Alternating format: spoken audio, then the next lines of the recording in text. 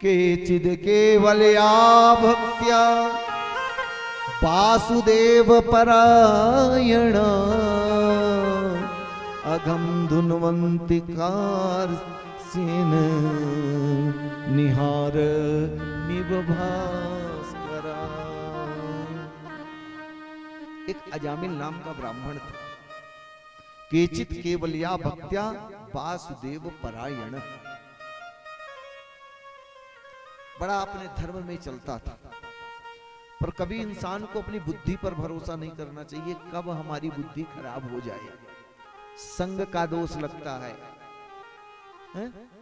वह ब्राह्मण नित्य अपने धर्माचरण में चलता था, संध्या बंदन करता था, सूर्य को अर्घ देता था।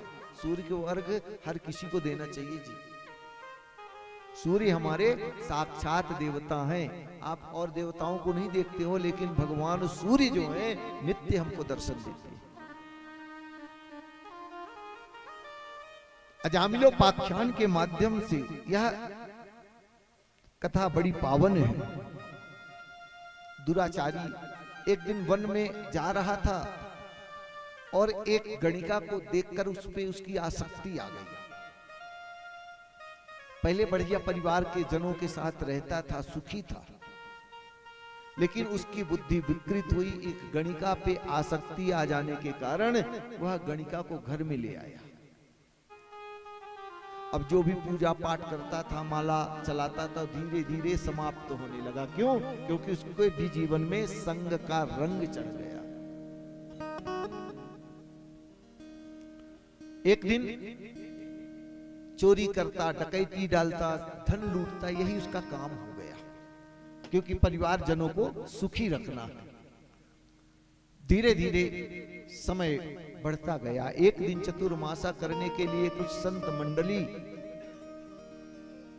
अजामिल के गांव जब पहुंची तो लोगों से पूछा, भाई यहाँ कोई अच्छा धर्मात्मा धर्मवीर पुरुष है जिसके यहाँ हम रात्रि भर शयन कर सके?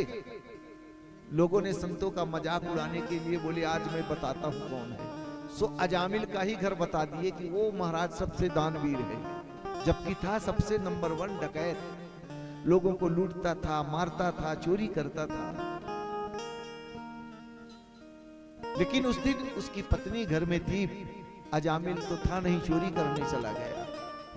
देवी, गांव वालों ने कहा है कि आप बड़े धर्मात्मा हो, धर्मवीर हो, आज रात्रि की हम शयन करेंगे। हम चतुर्मासा करने के लिए बद्रीनाथ जा रहे हैं, अतः आज रात्रि शयन करने की हमारी व्यवस्था और भोजन की व्यवस्था देखो। उसकी पत्नी हाथ जोड़ के कहती है, महाराज ये गांव वाले ने झूठा ही बोला, ये हमारे पति नंबर 1 के चोर हैं, डकैत। आप जो कुछ लिए वो भी छुड़ा लेंगे, आप लोग यहां से चले जाइए। संतों ने कहा, तब तो जरूर रुकेंगे।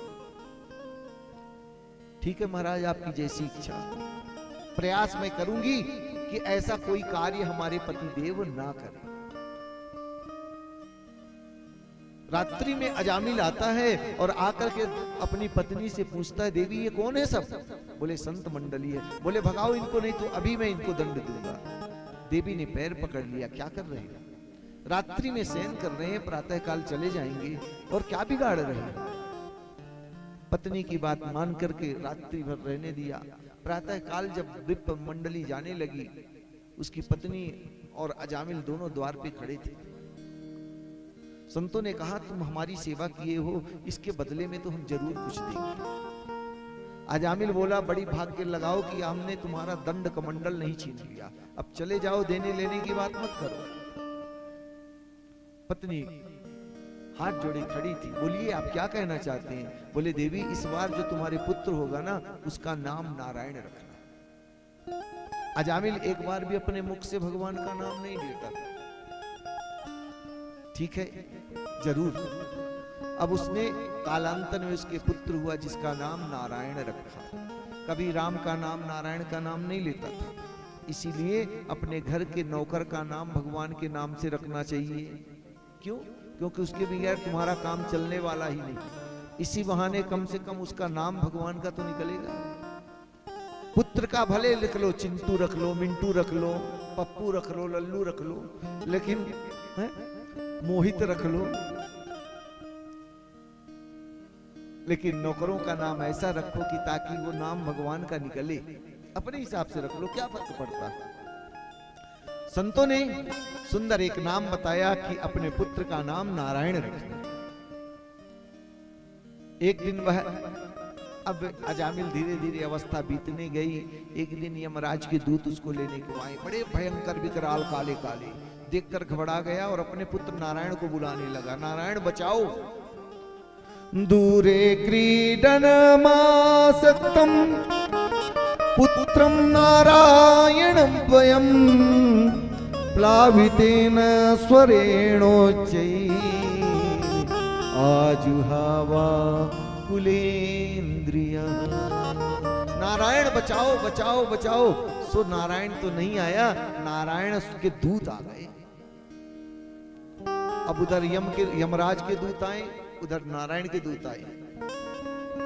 यमराज के दूत कहते हैं ये मेरा शिकार है, नारायण के दूत कहते हैं नहीं ये मेरा भक्त है। दोनों पकड़ने लगे। अंत में नारायण के दूतों ने यमराज के दूतों को मार के राजन भगा दिया। सांकेत्यम पारिहास्यम वा स्तोभम हेलन में बचा वैकुंठ नाम ग्रहणम सीसाहरम विदु। नारायण के दूत मार के यमराज के दूतों को राजन भगा दिए। दौड़े दौड़े यमराज के पास गए और उन्होंने अपना नौकरी का इस्तीफा दे दिया। महाराज हमको आज इसके बाद आपकी नौकरी नहीं करनी है। क्यों, क्या हुआ? हुआ क्या? बोले हम एक नंबर का पापी। कौन? बोले अजामिल, उसको लेने के लिए गए तो नारायण के 4 दूत आ गए, हम लोगों को मार मार के भगा दिया। क्यों भगा दिया भाई? अरे वो नारायण नारायण अपने बेटे को पुकार रहा था। अंते यामती सा गति, अंत समय में नारायण का नाम निकाला तो नारायण के दूत प्रकट हो गए। धर्मराज जो यमराज है, यमपुरी के मालिक, अपने दूतों को कहते हैं सावधान, ये पावन नाम यहां मत लो, नहीं तो सारे ये बैकुंठ चले जाएंगे तो हमारा तो कारोबार ही बंद हो जाएगा। सांकेत्य से बात करो, सिर्फ इशारे से बात करो, नाम नहीं लेना। अच्छा महाराज तो क्या करेंगे? ये अजामिल नंबर 1 का पापी है, उस पापी को लाने के लिए गए थे तो नारायण के दूतों ने मार के भगा दिया। बोले अब पापी कहां? उसके मुख से तो नारायण का नाम एक बार निकल गया। तो जिसके जीवन में एक बार भी गोविंद का नाम राजन निकल गया तो ये वो क्या ये 28 नरकों की यातना झेलेगा? बोले ना। और जो गोविंद के इस परम धाम बैकुंठपुरी में बैठ करके गोविंद की मंगलमयी कथा गान करते हैं, करवाते हैं, सुनते हैं, सुनवाते हैं, उनके लिए तो सुंदर बैकुंठ से भगवान के पार्षद आते हैं लेने के लिए। क्योंकि बद्रीनाथ धाम है, यहां पर किया गया सत्कर्म कभी भी निष्फल नहीं हो सकता। ये एकदम से भगवान कहते हैं उन दूतों ने जब अपने सारे अस्त्र शस्त्र समर्पित कर दिए, अंत में धर्मराज जी से बोले कि आप बतलाइए कि मैं कैसे कैसे लोगों को लेकर के आऊं, कृपा करके हमको बतला दीजिए, क्योंकि पापी तो बहुत हैं। पर एक बार भी अगर नाम ले लिए सांकेत्यम पारिहास्यम चा, भगवान कहते हैं धर्मराज कि संकेत से भी नारायण बोल दे, बद्रीनाथ बोल दे, अच्छा अथवा परिहास में बोल दे, मजाक मजाक में चलो बद्रीनाथ के दर्शन कराएं, ऐसे लोगों को भी नहीं ले आना। और जो नाम लेते हैं तो उनके तो अगल बगल भी नहीं भटकना। महाराज तो आप बतलाइए कौन कौन भगवान के नाम को जानते हैं? तब फिर बतलाते हैं धर्मराज, स्वयंभुर नारदः शंभु कुमारः कपिलो मनु प्रहलादो जनको विष्णु बलिर्वैयास किर्वयम्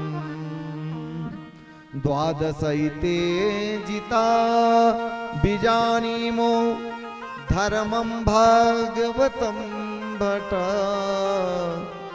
धर्मं भागवतं भटा। कहते हैं आज तक भगवान के बारे में सिर्फ 12 लोग जान पाए। और बाकी तो कोई जाना ही नहीं। धर्मराज स्वयं अपने को कहते 12वें नंबर में, मैं भी आता हूं लेकिन थोड़ा थोड़ा जानता हूं। अच्छा, तो कौन कौन जानते? बोले स्वयंभू, नारद, शंभु, कुमार, कपिल, मनु, प्रहलाद, जनक, भीष्म, बलि, और अपने को कहते हैं कि मैं भी थोड़ा बहुत जानता हूं। सिर्फ इतने लोग ही भगवान के बारे में पूरा नहीं जानते, कहां रहते ठिकाना भी नहीं है, थोड़ा बहुत हमारा। बाबा कहते हैं